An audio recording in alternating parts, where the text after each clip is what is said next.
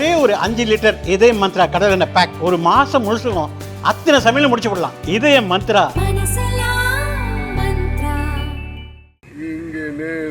இங்கே பார்த்தீங்கன்னாக்கா பயமாக இருக்குது. இப்போ சென்னை மாநகராட்சி சாலையில் பயணம் செய்ய முடியுமா அப்படின்னு. ஏன்னா திடீர்னு சாலை போயிட்டே இருக்கும், உள்ள கார் உள்ளே வாங்கிடுச்சுன்னா அப்போ அது என்ன பயம் இல்லாமல் எப்படி இருக்கும்? அது இன்னும் பெரிய இதுனாக்கா நீங்கள் சென்னை மாநகராட்சி சாலையில் வந்து ஏகப்பட்ட குழாய்கள் போகுது. கழிவுநீர் குழாய் போகுது, குடிநீர் குழாய் போகுது, ஈபியினுடைய பெரிய பெரிய கேபிள் போகுது, கம்யூனிகேஷனுடைய பெரிய பெரிய கேபிள் போகுது. ஸோ இதெல்லாம் போகும்போது இன்னைக்கு சாலைக்கடியில் இவ்வளோ இருக்குது. இதில் வந்து எது வேணாலும் எப்போ வேணாலும் பஸ் ஆகலாம். ஸோ பஸ் ஸ்டாண்டாக நம்ம வந்து சாலையில் போயிட்டு இருக்கும்போது நம்ம உள்ளே தான் மூட முடியுது. அது ஒரு ப்ராப்பர் அரேஞ்ச்மெண்ட்ஸ் இல்லை. இப்போ வெளிநாடுகள்லாம் பார்த்தீங்கன்னா டக்ட் இருக்கும், இந்தமாரி கேபிள்ஸு பைப்ஸு அந்த மாதிரி இதெல்லாம் போகிறதுக்கு ஒரு சைட்லேயே ரோட் சைட்லேயே ஒரு டக்ட் இருக்குது. அதில் தான் அந்த குழாய்கள் போகும், நடு ரோட்டில் போகாது. இந்த மாதிரி நடு ரோட்லேயே வந்து போகாது. ஸோ அப்படி இருக்கும்போது அது வந்து ஒரு தெளிவாக இனிமையான அரசாங்கம் வந்து இந்த மாதிரி குழாய்களை வந்து ஒரு சாலை இல்லாமல் சாலை ஓரத்தில் ஒரு டக்ட் போட்டு அதை அமைச்சு கேபிள், அதேமாரி கம்யூனிகேஷன் கேபிள், இபி கேபிள், குடிநீர் குழாய் இது போகிறதுக்குன்னு தனி அந்த ஒரு வழித்தடம் கொடுத்தே ஆகணும். ஏன்னா இன்றைக்கி மாநகராட்சி பெருகிட்டு இருக்கு, மக்கள் தொகை பெருகிட்டு இருக்காங்க. இது பாதுகாப்பற்ற ஒரு சாலையாக மாறிட்டு இருக்கு.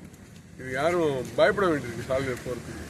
என்ன என்ன என்ன ரீசன் இதை நினைக்கிறீங்க? இது கழிவுநீர் குழாயினால தான் இந்த ப்ராப்ளம் வருதா, இல்லை மெட்ரோ ஸ்டேஷன் போட்டுட்டு இருக்காங்க அதனால ப்ராப்ளம் வருதுன்னு நினைக்கிறீங்களா? இல்லை இது பார்த்தாலே தெரியுது. ஒரு 6 அடி டயமீட்டர் இருக்க அந்த இடத்தை பார்த்தீங்கன்னாலே அந்த கழிவுநீர் குழாயை உடஞ்சிருக்கேன்.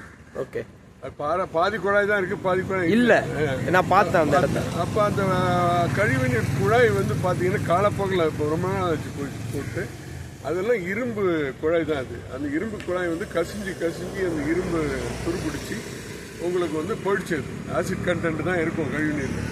அது குழாய் போயிடுச்சு. குழாய் போனதுனால தண்ணி கசிஞ்சு மேலே வந்து அந்த மேலே இருக்க மணல் இறங்கி ரோடு உள்ள வாங்கிடுச்சு.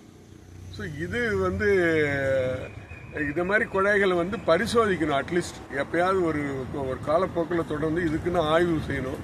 ஏன்னா மேலேருந்து டிடெக்ட் பண்ணுறதுக்கு இப்போ நிறைய மிஷினரிலாம் வந்திருக்கு, அதை வச்சு ஆய்வு பண்ணணும். இது பெரிய குழாய். இது வந்து பெருங்குடி சதுப்பு நிலத்துக்கு போகுது. அந்த சதுப்பு நிலத்தில் உள்ள சுத்திகரிப்பு நிலையத்துக்கு போய் அங்கேருந்து சுத்திகரிப்பாகி அதுக்கு பிறகு கடலுக்கு போகுது. இப்பேற்பட்ட குழாய் வந்து நமக்கு வந்து பாதுகாப்பாக இல்லாமல் நிறைய பெண்டு ஜாயிண்ட் இந்த இடத்துல தான் பிரச்சனை வரும். உங்களுக்கு கண்டிப்பாக தெரிஞ்சிருக்கும். நீங்கள் ரொம்ப வருஷமாக இந்த பகுதியில் இருக்கிறதுனால உங்களுக்கு தெரிஞ்சிருக்கும். அதனால தான் கழிவு நீர்னால தான் இது முழுக்க விரிசலா இல்லை? 100% கழிவு நீருடைய ப்ரெஷர் தாங்கல. அப்போ மக்கள் தொகை கூட அதோடைய மக்கள் தொகை கூட அந்த கழிவுநீர் குழாய்க்கான தாங்கக்கூடிய சக்தி இழந்து அது மெதுவாக காலப்போக்கத்தில் ஓப்பன் ஆயிருக்கும். அது மெதுவாக கசிஞ்சு அந்த தண்ணி வந்து அந்த மண்ணை உள்ள வாங்கிடுச்சு. ஐயா, இந்த கழிவு நீர்லாம் வந்து பிரிட்டிஷ் காலத்தில் போடப்பட்டதுன்னு சொல்றாங்க. அதை இன்னுமே சீர்படுத்தாமையா இருக்காங்க சென்னை மாநகரத்தில். குழாய் சில பிரிட்டிஷ்காரர் இப்போ நம்ம குழாய்கள் போட்டுக்கிட்டு தான் இருக்காங்க. இது இப்போ சமீபத்தில் போட்டது தான். ஓகே, இப்போ ஒரு 10 வருஷத்துக்குள்ள போட்டதான் இது. இதே மாதிரி எனக்கு என்ன பயம்னா இந்த ஓஎம்ஆர்ல அவ்வளோ குழாய் போகுது. ஆமா, ரோடு போட்டுட்டு இருக்காங்க. இப்போ மெட்ரோவும் ஒர்க்கும் பண்ணிட்டு இருக்காங்க. ஆமா, அதுல போகக்கூடியது நெம்பிலியிலேருந்து ஒரு பெரிய வாட்டர் லைன் வருது. ஓகே, அந்த வாட்டர் லைன் வருது. இதே மாதிரி குழா 2 குழா சுவேஜ் குழா போகுது. இது இல்லாம 400 kVA கேபிள் போகுது. ஸோ இதெல்லாம் பூமிக்கு அடியில் இவ்வளவு நடக்குது. அது வாய மாதிரி எவ்வளவு டிராபிக்கான இடம். என்ன ஆகும்னு தெரியல ஒரு காலத்துல. அப்போ இதை கண்டினியூஸா நம்ம இதை பார்க்காம விட்டா இது மிகப்பெரிய ஆபத்தை விளைவிக்குமா? இப்போ நீங்க காரப்பாக்கத்துல ஒரு பிரிட்ஜ் கட்டுறாங்க.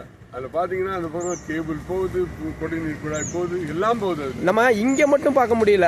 ரீசெண்ட் டேஸில் பார்த்தோம், நம்ம இதில் எக்மோர் அந்த ரோட்டில் போகும்போது பார்த்தோம், சென்ட்ரல் ரோட்டில் போகும்போது பார்த்தோம், நம்மளுக்கு விரிஞ்சு அந்த கார்கள் விழுறதை பார்த்தோம்.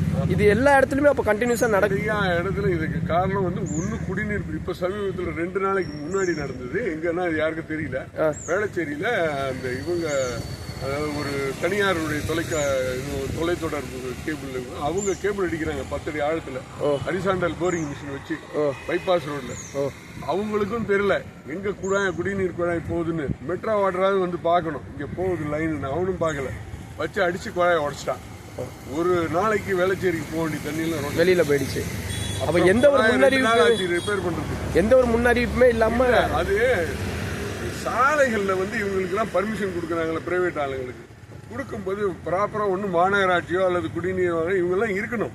ஓகே, இவங்களுக்கு தான் கீழே அவங்க கேபிள் போகிறது, அவங்க குடிநீர் குழாய் போகிறத மார்க் பண்ணணும் முதல்ல. அது இல்லையே. எந்த இடத்துல என்ன கேபிள் போகுது, என்ன வாட்டர் லைன் போகுது, என்ன சுவேஜ் லைன் போகுது யாருக்காவது தெரியுதா? பொதுமக்களுக்கு தெரிஞ்சாலாவது சரி இங்கே குழா போகுது, நம்ம ஜாக்கிரதையாக இருக்கணும். யாருக்குமே தெரியல. அது ஏதாவது ஒரு மார்க்கிங் இருக்கணும்.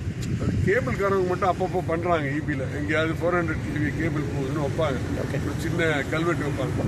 இந்த மாதிரி இவங்களும் பண்ணணும். அரசாங்கத்துக்கு நீங்க என்ன மாதிரி சொல்ல வரீங்க?